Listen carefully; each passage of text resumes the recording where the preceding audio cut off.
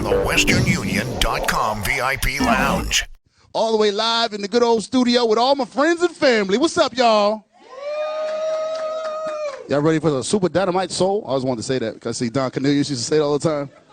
He always wanted to say that. I got my man coming out here. He's like one of my new favorites, and I hope he's your favorite. He came a long way, even though he really from here, but he's going to talk about all that. We got the one, the only Jidenna coming to the stage right now. So give it up. Show some love the way we should. Clap it up loud.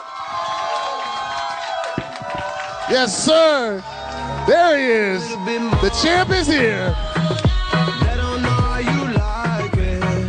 We got Jidenna in the building.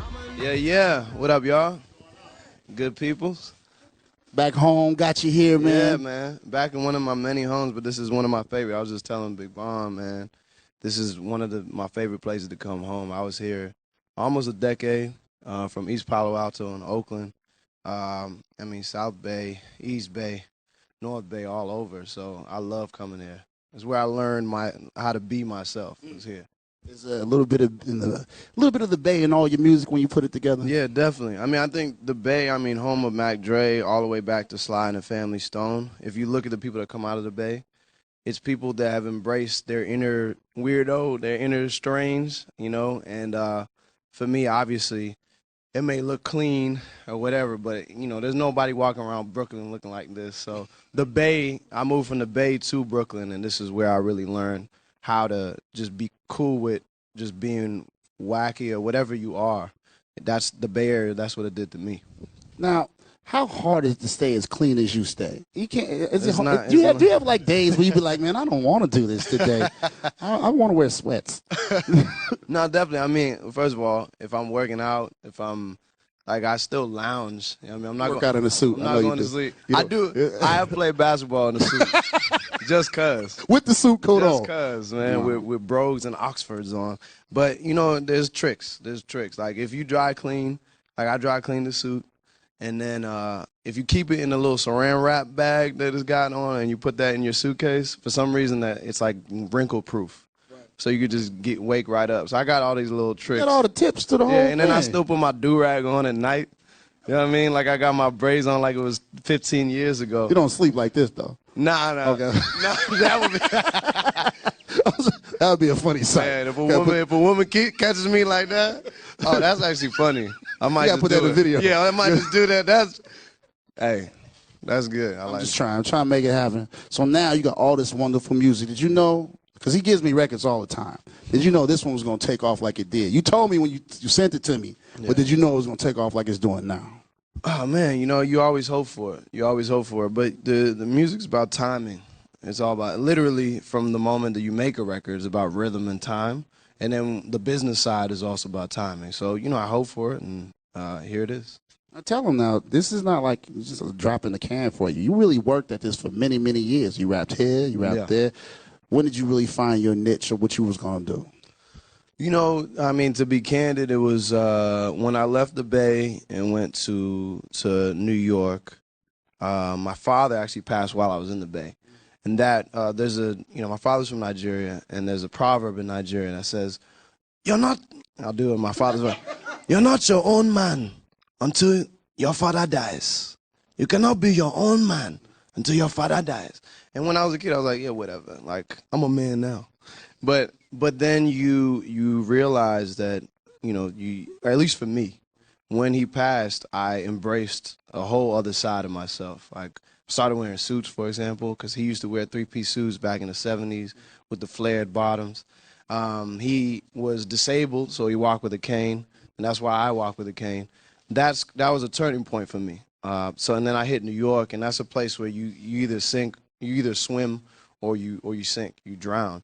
So that to me was like the last 4 years. That was when I really honed in on a sound that was combining things I got from here with the lyricism I grew up with in the East Coast, and then certain trap drums that I got from working in Atlanta with Janelle Monáe. So I'd say the last few years, and it was a blessing when Classic Man really hit and took off. And then when did you figure that your music had to have a message where you were like, man, I'm going to be positive.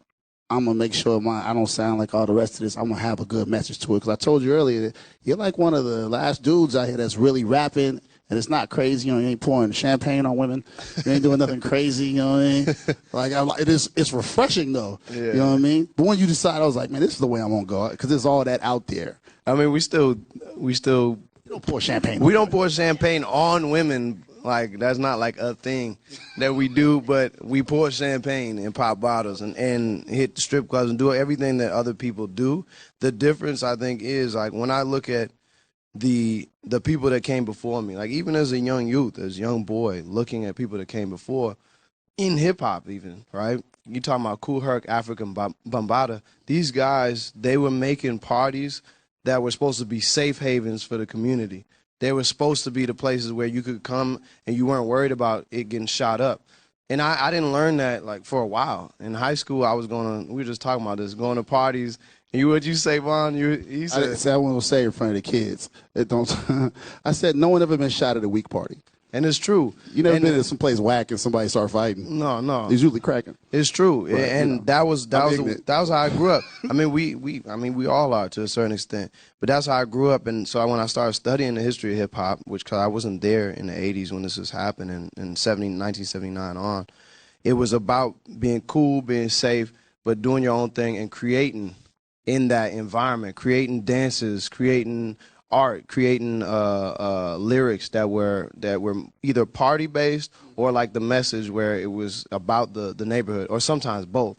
So when I saw that, I was like, okay, that's what I want to do. I want to make music where you can party and ponder, where you could party with a purpose, so you can move your body and move your mind. I heard that, especially in this day and age where politics is out of control. Yeah. How important is the message to the people?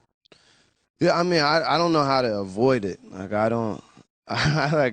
I sometimes maybe I look at other artists and I'm just amazed that you can just ignore everything and be like, yeah, I don't understand that, I don't relate to it, I don't think every artist should be political. I don't even look at myself as a political artist. I'm a human being. So if my neighbor just got shot by an officer, or if it's an officer I knew who just got shot by my neighbor or homie, I have to address it, or I have to at least respond to it. So, when I look at what's happened in San Francisco and the Bay Area and police chief stepping down, I mean, these are things that are close to my heart and close to my neighborhood, even if I'm on the road. So to me, it's a natural thing. Isn't art and music supposed to be about emotion? And if you don't feel the emotion, then I don't think you're doing the right job. You shouldn't be an artist. Like, we're supposed to feel. That's our job, to feel for other people that may be stuck in a cubicle all day and they need to get out and let loose. That's our job. Let people dance, but also let people think, let people reflect upon the society that we have today. So what you gonna do to help us get more informed about what we got going on in these streets, brother? You know what I mean? You got any wise words for us? I mean, I think people are doing, the best they could do, but I will say that, this year I've been relatively quiet music-wise, and that's because I've been networking with a lot of people to try to see, what we can do beyond protest. So I've met with district attorneys, I've met with sheriffs, I've been to the White House multiple times this year.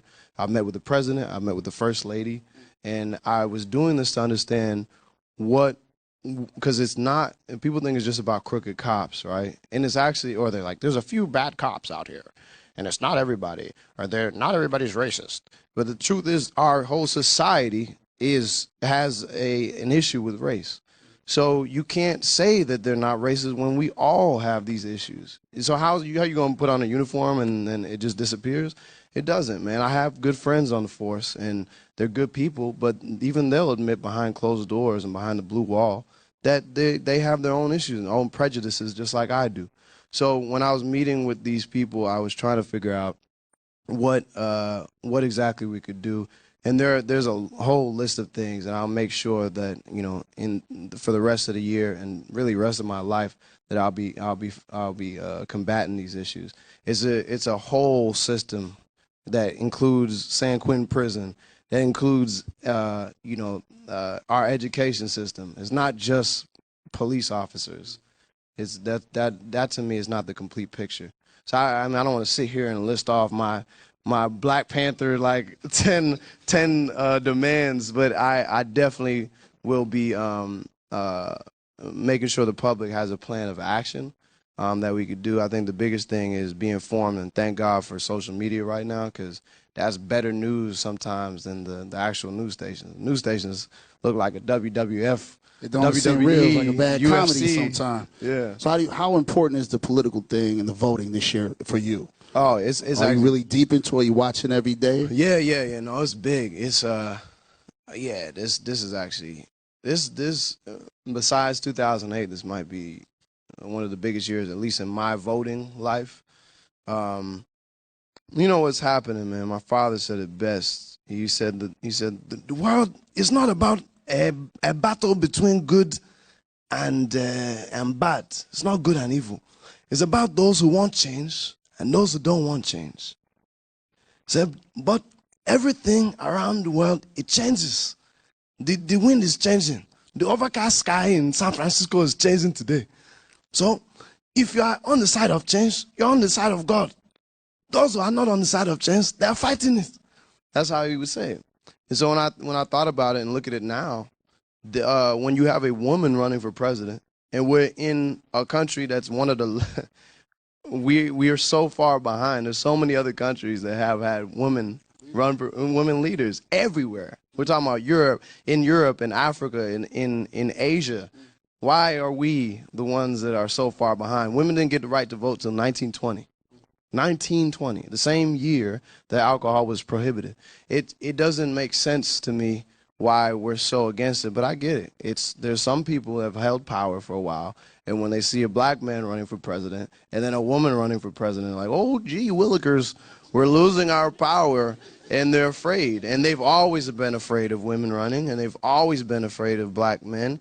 And I think it's very important that we go out and we go to the booths and do whatever we can do to make sure we live in a country that we want to live in and that we can coexist in. Otherwise, there will definitely be civil war, like of some sort. And maybe not the Civil War back in the day, but there will be some sort of war here because we got enough guns, too much guns, too many assault rifles. Living in East Palo Alto, trust me, I know. Like, it's too many, and I think it's important. So I mean, it's probably obvious who I'm voting for, but it's something I think is important for every single person here. And when I was younger, I'll tell you, I did not care about voting. I didn't believe in it. So you may not, but when you have an option to do that, it's better to fight it, do it, and then do whatever else you can do, however else you can influence it. Not just voting. It's about being a aware person, active citizen, however you can be. All right. I didn't mean to bring y'all down. I just had to know who he's voting for. You know what I mean? She was like, I got to vote tomorrow. Do we vote tomorrow? I know. I'm good for you. Now, your album. Do you have a title for it yet? Yeah, Long Live the Chief. Now, I've heard this is like the greatest thing since Lauryn Hill's Miseducation. Oh, wow. This is what I've heard from those of you lucky you ain't played with me, though. That's a lot of pressure. I've heard. So I want to know, what were you trying to craft when you were putting this together? She was one of my reference points. Yeah. I mean, everything about that album, Miseducation of Lauryn Hill, even the interludes. Like, I've used her as a model. Also because she sings and raps, and she was doing that earlier. It's funny, like now you'll say, oh, everybody's singing and rapping. And then you won't, and then again, right? And of course, you do this. We've done this with women all throughout history, and it infuriates me, especially because the women in my family raised me to be. I wouldn't be a classic man without classic women. My two sisters are very smart. They're bosses in their own right. Everybody owns their own business in my family. My mom was strong, especially in education. So when you look at some woman like Lauryn Hill, who already did that, I had to use her as a reference point. This album is I'd say that each song feels like you're stepping into a new room, or it feels almost like Instagram, where people go on vacation, like, I'm in Bahamas, I'm in the south of France, and each picture you see where they're going, and you're jealous sitting back at work, like, oh yeah, okay. When do you go to work? Like, oh my God, amazing! I wish I was there. So I wanted the song. I wanted each song to take you places, and places that I've been. So that's what the album feels like, the adventures of Classic Man, if you will. But it also is different emotions. Some days you feel mighty. I can conquer the world. Sometimes you feel conquered by the world. So that's the feeling that I have in the album. And it's really a story of the passing of the torch between my father and me as the son. I can tell that you got a big vision for this. Are you going to take this vision on the road with the Super Jidenna tour? Oh, yeah, definitely. I know we were talking about pop-up shows and whatnot. We'll definitely be doing that. The album's dropping in the fall. I'll definitely be making sure to do a huge tour. Do you have a dream project you would like to put out? I do, but it's definitely not a clothing line. Like the biggest thing for me is when you look at like what I'm wearing right now. Like the shirt was made in South Africa. Like we manufactured it in South Africa and brought it here. So for me, one of the biggest things is circulating the dollar around the community. And it's not just where you are, but it's also for me as an African and somebody of African descent, making sure I'm manufacturing my products in Africa is very crucial to me. And I think that's important for anybody. If you're from Mexico, is making sure that dollar is circulating around the people wherever you're from, whatever town you're from, and then back to the U.S. It's always been like, it used to be like that, but now, we outsource to certain countries, which is fine, but it's important that we outsource to where we're from as well. So I want to, that's, if you ask my dream project, it's really more about where the money flows, and where the money, where you're stacking up in those pockets. I want to make sure it's the pockets of my family, pockets of people that look like me. That's the most important thing to me. It's not like I'm with whatever famous person. That's why I haven't put it out yet, is because it takes a while to build it up yourself. But that's why I do what I do. I don't wear suits to make me look like any more fancy than anybody else. That's not how this happened, man. It came, like I said, from thrifting. It came from working with tailors who designed it. It was an inexpensive thing, and it's very important to me that people in my neighborhood can wear what I wear and not have to go to some fashion show and spend an unbelievable amount of dollars to look like this. That's not a good use of my money. Like, I don't know about anybody. You can do that, and that's cool for a lot of people, a lot of rappers. I'm not hating on that. It's more for me, that's not what I really care about. I know it probably looks like it, but it's not. I got one more question, too, actually. Since the Classic Man's been popping, new one's popping, you're living right. How you staying slim and trim? You know what it is? Because he ain't gained no weight since he been out ever. I know he eating well, steaks everywhere he go. And I'm not vegan either. Yeah, there's So what's the secret? Man, the secret, man. I don't really have one. I will say that I exercise. Shout out to Sean T and T25. That definitely keeps me. You got the killer trainer, y'all. That's what's happening. No, I'm not. He's not my trainer. Well, he's the video trainer, right? Okay. He does Insanity and all that. That's how I usually work out, because it's great for the stage, and it keeps me agile and keeps my lungs in shape, because there's other things I put in my lungs that don't keep me in shape. So kids here. Yeah, I'm talking about the air and the smog in LA. And LA. LA is smoggy. That's what they call it, smog. Yeah. Smog. But yeah, that's really it. Other than that, I don't know. I will say, like, this doesn't work. This is not I was gonna say enjoy your life or some other thing. That doesn't work. Family here. That doesn't work. Last That's all. This is the one. You can tell them all. What is Jidenna's guilty pleasure? Something that we wouldn't think that you would be into. I'll do my second guilty pleasure. It's kids here, man. My second, I'm not even only feel guilty about really almost anything I do, but video games are definitely something that I got into music because of my video game playing. I didn't have like some people have a musician who used to play, a father who used to play guitar. I didn't have any of that. My father's like, why are you doing music? Like, you need to get a real job. But it was video games that eventually brought me into music. I played like first-person shooters, Call of Duty. I play all the time. I can give you my screen name if you play. I play FIFA. I play NBA 2K. I play all that. Like, are you one of those mess talkers on the headset? No, unless they start talking to me. At which point, I don't care how old you are. Jidenna cussing out kids. I'm killing you. Yeah. Like, if you start talking, hold on, bro. Yeah, no. Anybody can get it. Anybody could get it. Yeah, no. I mean, that's probably my guilty pleasure because sometimes but it helps. It's like meditation for me. That's what it is, man. Jidenna's in the spot. Album's gonna come in the fall. Yes, sir. Make sure you look out for him because he said he's gonna bring something special to the Bay Area when it comes. So y'all gonna be ready for that, right? Yeah. Give it up for Jidenna one time, y'all.